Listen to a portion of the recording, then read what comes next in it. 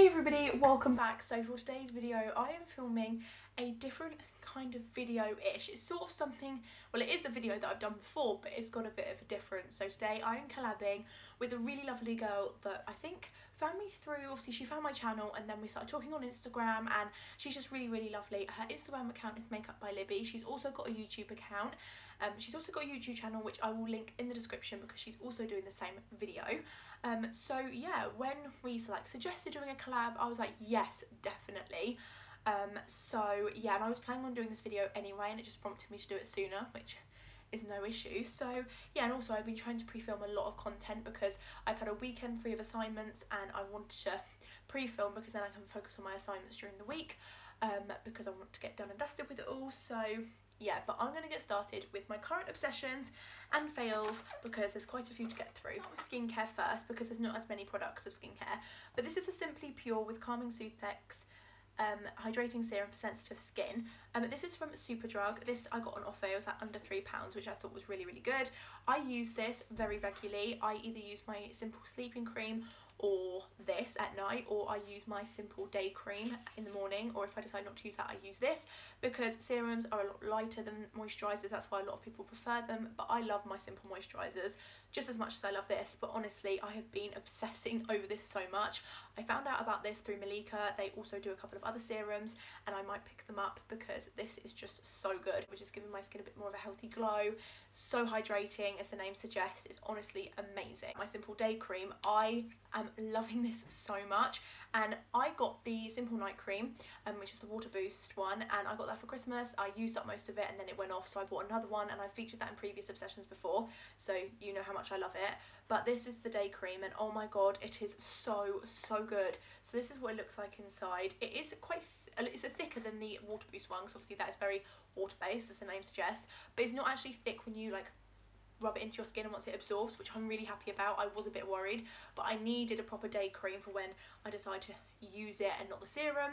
So I picked this up because once again it was on offer. Superdrug always have offers on skincare, either 3 for 2 or buy one get one half price, or just general discount on the product. So yeah, I'm really happy with this. I've noticed such a difference in my skin. I have been getting spots still, but that's more hormonal and stress, because I'm just a stress head. I don't even need to stress over the things I stress about, but it's just me.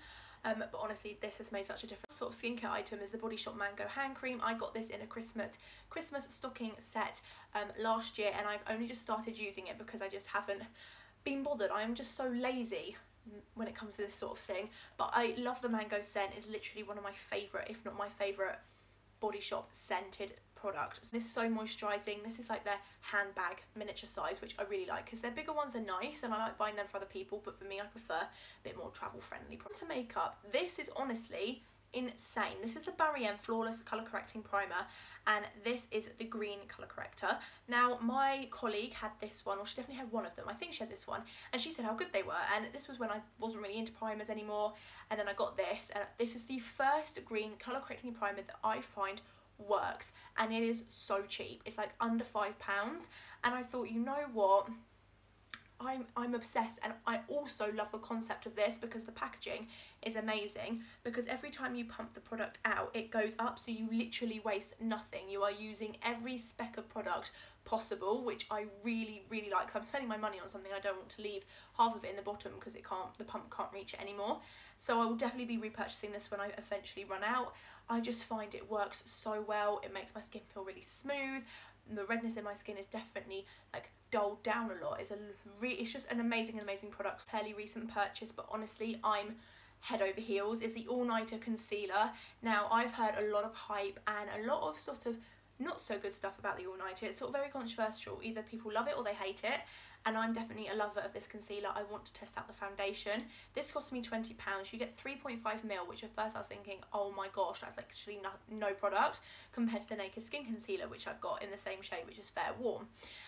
And I love the Naked Skin because it's so lightweight, but it still gives a very good coverage. This is thick. It is full coverage to a new extreme. I literally feel like I have no under eye circles. Like my stress circles are gone, and honestly it is incredible. But the thing about the fact that it's got hardly any, I'll say hardly any product, 3.5ml, doesn't bother me because a little bit goes such a long way. I tested this in a full face of first impressions and I realised I used too much because it's just literally little there and then it's all over your under eye. It's literally like, bye under eye, have a good time under there, because it just disappears.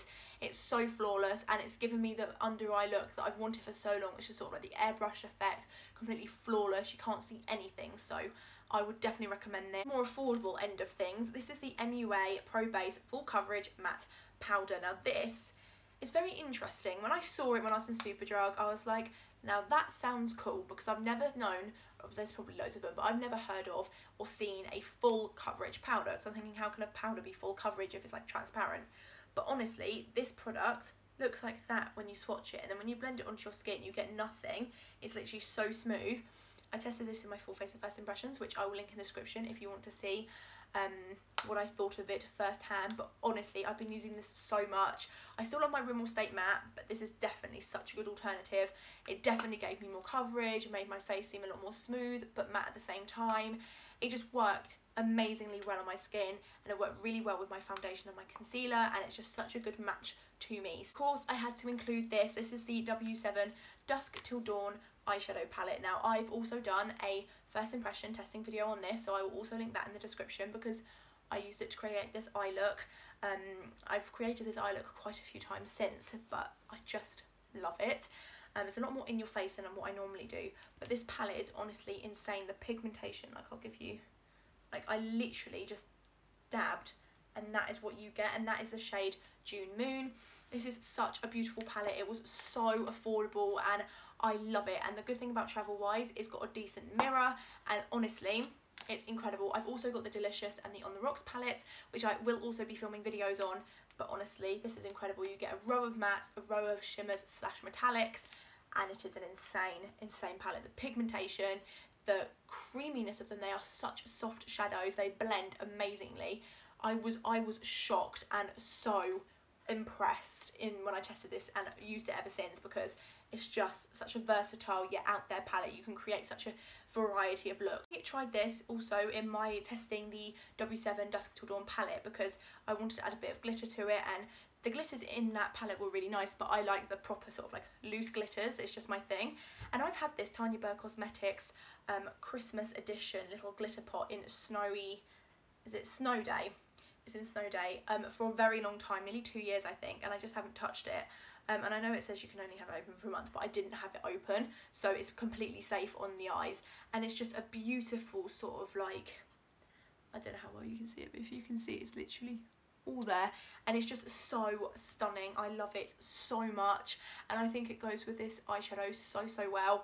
And I'm surprised because I wasn't expecting to like it, because other previous Tanya Burr Cosmetics products that I've tried I haven't been a fan of. That's just my personal taste, but this is another story, and I have got another one that's like a goldy champagne-y colour, so I'm very excited to try that product that I was very surprised that I liked. And I was sort of like, I was on the fence still when I tested it in my full face of first impressions, as I said will be in the description, but I sort of was like on the fence, and then I really liked it by the end of the video, and then I've carried on using it, and oh my god, it's the first loose makeup product that I really love and enjoy. So it's the W7 Honolulu Loose Bronzer. Now they obviously do their pressed version. It is very messy, which puts me off